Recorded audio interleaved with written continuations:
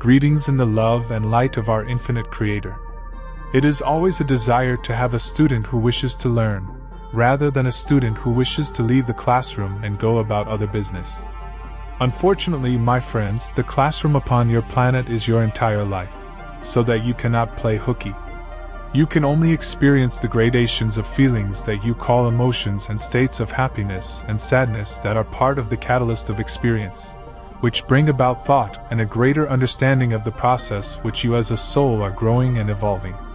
There is always one important point that we wish to make to those who meditate and truly seek the way of the pilgrim. That point may perhaps be illustrated rather than explained.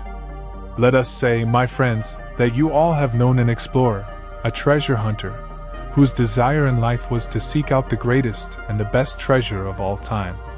Your friend sought out old maps and read old stories and talked to many archaeologists and experts, seeking a good trail to the best treasure of all time, a treasure that was priceless, a treasure that would be his. Because all desires become reality, this young man found an old man who knew of the greatest treasure. But, he said, this great treasure is guarded by a vicious dragon, and you must go down into dark caves to find this treasure. If you can get past the dragon, you will have the only priceless treasure upon your planet. So, my friends, our explorer sold all that he had and set out to find the cave. And after traveling in every conceivable hardship, he reached a part of a great wilderness in which he found the deep, dark grotto in which the treasure lay.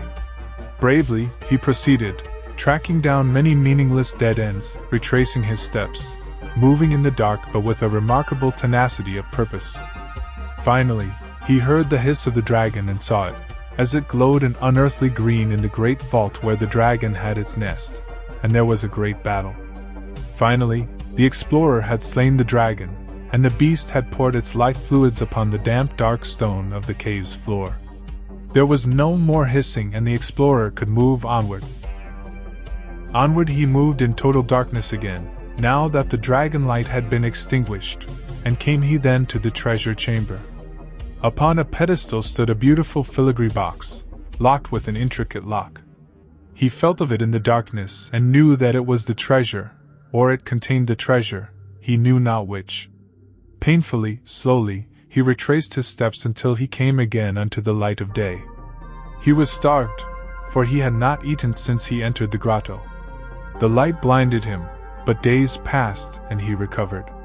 He set about to try the lock, with the infinite patience of those who truly desire the priceless. He tried every combination until he found how to open that lock, and lo, he opened the box. In the box lay a brown leather book, or so it seemed. He picked up the book and opened it and saw his own face. For the insides of the book, my friends, was a mirror. We ask that you think of this story as you proceed upon your path. Spiritual friends and guides have a function in your life. They may tell you where to find the cave, and they may warn you of the dragon. They may assure you that there is a treasure, but once you have found the treasure, what have you found? You, my friends, are the treasure. The one priceless treasure of the universe. For you are life, and this pricelessness you share with all who have life and consciousness. If you look at yourself in the mirror, you may see many surface faults in your appearance. But if you look in your inward mirror, what do you see? Deeply buried is treasure that lies within you. How much love, how much patience do you need to uncover yourself to yourself, for yourself, and for the world in which you live?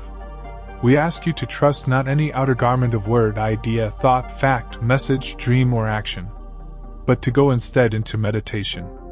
Leave all of these things as if you were cleansed of them. If you make a habit of this, you will find the treasure that you seek, the knowledge that you seek. The more that you know, the less you will be able to speak.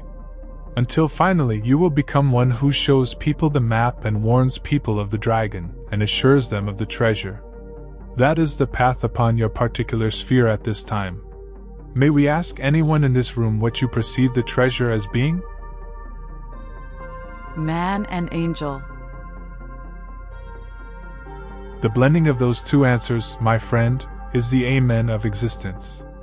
We thank you for allowing us to tell our poor tale to you and will leave this instrument momentarily in order that our brother Latos may pass among you.